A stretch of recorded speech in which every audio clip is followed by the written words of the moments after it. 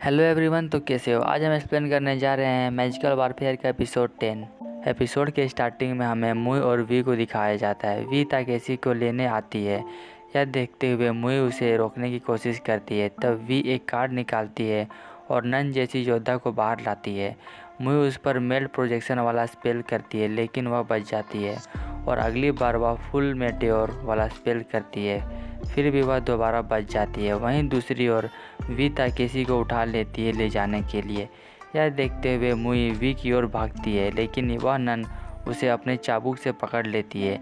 इस वजह से उसका गन दूर गिर जाता है और वह नन उसे मारने वाली होती है कि वहाँ पर 3 लेडीज़ आ जाते हैं और वे मुई को बचाते हैं। फिर वे लोग एक स्पेल करते हैं जिससे कि वहाँ पर बहुत ज़ोर तूफान उठता है और वी के हाथों से ताकेशी छूट जाता है। फिर भी वहाँ से भाग जाती है। इसके बाद वह लेडी अपना इंट्रोडक्शन उन दोनों को बताती है। उसका नाम एना होता है और वह सुबारू एकेडमी से होती है। फिर वहाँ सुगानाशी आता है। वह एना से कहता है, अगर मुझे पता रहता कि तुम यहाँ पर हो तो मैं सब तुम पर छोड़ देता। इसी बीच हमें पता चलता है कि एना सुगानाशी की गर्लफ्रेंड है। फिर वे लोग ताकेशी को कैमलेट हॉस्पिटल ले जाते हैं, जहाँ ताकेशी को होश आता है। तब उसके सामने मुई होती है, वो भी नर्स वाले ड्रेस में। मुई उसे बताती है कि उसके पास और कोई दूसरा ड्रेस नहीं था, इसलिए उसने इसे पहना है। फिर हमें पता चलता है कि यह हॉस्पिटल लिविंग वर्ल्ड में है और ये एक सेफ जगह पर है। मुई ताकेशी को बताती है कि वह 3 दिन से बीमार था और मुई को खुशी होती है कि अब ताकेशी ठीक है। वे बात कर ही रहे होते हैं कि वहाँ पर ईडा आ जाता है और अपनी कथा सुनाने लगता है। वह ताकेशी को बताता है जब वह फुतावा को ढूंढ रहा था तब उसे 2 लोग मिले थे जो कि फुतावा को अपने साथ ले जा रहे थे। इसके बावजूद ईडा उसे बचाने की कोशिश करता है, लेकिन वह उसे बचा नहीं पाता है और वे लोग फुतावा को अपने साथ ले जाते हैं। फिर उन्हें पता चलता है कि वे लोग इस एकेडमी के स्पेशल ऑफिसर्स थे, तो फुतावा वहाँ सेफ है क्योंकि जो हालत अभी ताकेशी सबका है, इस हिसाब से फुतावा अभी सबसे सेफ जगह में है। इसके बाद वहाँ सुगानाशी और एना आते हैं और बताते हैं कि मोमोगा के बारे में कुछ भी पता नहीं चला है और वे लोग इस वजह से मीटिंग करेंगे विजार्ड ब्रेस के एकेडमी में। तब ईडा कहता है हमें भी जाना चाहिए। सुगानाशी उन्हें मना करते हुए कहता है तुम तीनों यहीं रहोगे जब तक ताकेशी पूरी तरह ठीक ना हो जाए। ताकेशी उससे पूछता है क्या तुम्हें कोई आइडिया है कि वे लोग इतोशिमा को कहाँ ले गए होंगे। सुगानाशी बताता है उन लोगों के छिपने का बहुत सारे जगह है, तो यह पता कर पाना मुश्किल है।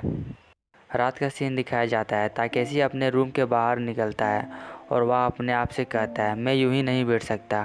फिर उससे सुगानाशी और एना दिखाई देते हैं। वे लोग बात कर रहे होते हैं कि यह कैमलोट महिलाओं के लिए है और ताकेशी को यहाँ से जल्द जाना होगा।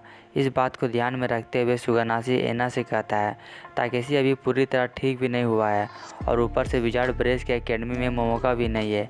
अगर सुगानाशी ताकेशी को वहाँ से ले जाएगा तो शायद ताकेशी को बैटल लड़ना पड़े और वह अभी पूरी तरह ठीक भी नहीं हुआ है। इस वजह से एना मान जाती है ताकेशी को यहाँ कुछ देर और रखने के लिए। अगली सुबह घोस्ट ट्रेलर इकट्ठा होते हैं। काजुमा उनसे कहता है बहुत समय तक हम लोगों ने इंतज़ार किया, अब वह समय आ गया है, हम उस दरवाजे को खोलेंगे। फिर हमें किपी को दिखाया जाता है। वह एक बूढ़े जादूगर से मिलता है। असल में उसी ने गिफ्ट वाला स्पेल किया था।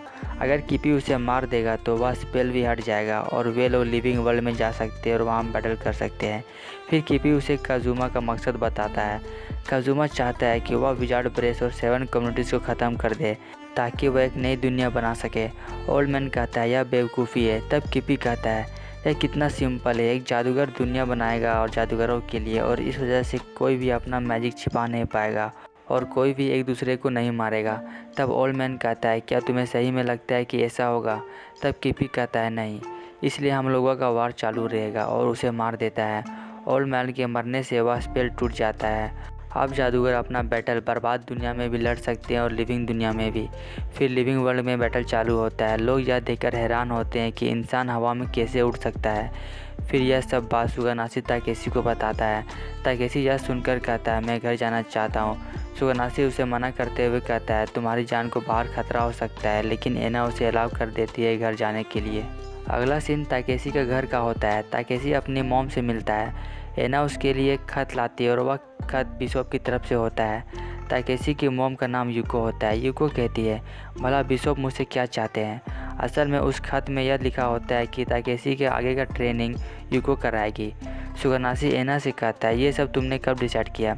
एना बताती है ये सब हमने रिक्वेस्ट भेजा था और तुम्हारे बहन के बॉयफ्रेंड ने भी भेजा था।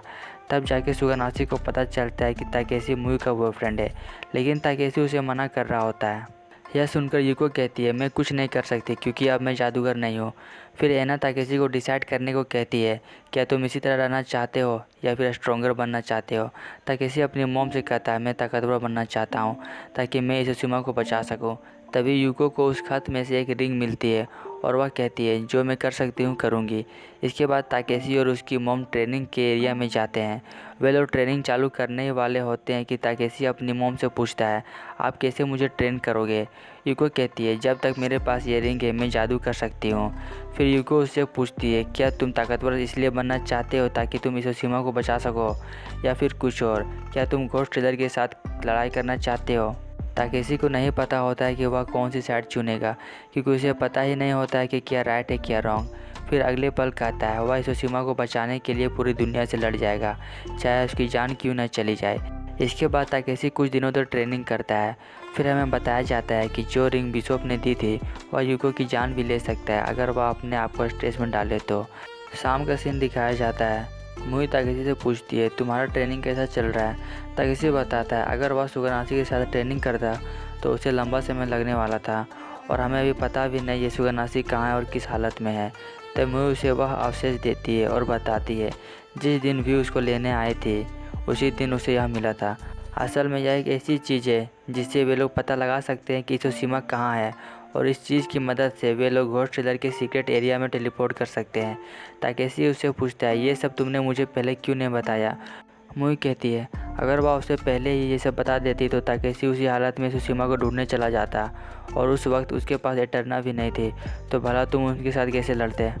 फिर मुई ये सब अपने ऊपर ले लेती है, ये सब उसकी गलती है क्योंकि उसी ने ताकेशी को जादूगर बनाया था। तब ताकेशी उसे ये सब भूलने को कहता है और अपने आप से कहता है मैं ताकतवर बन के दिखाऊंगा।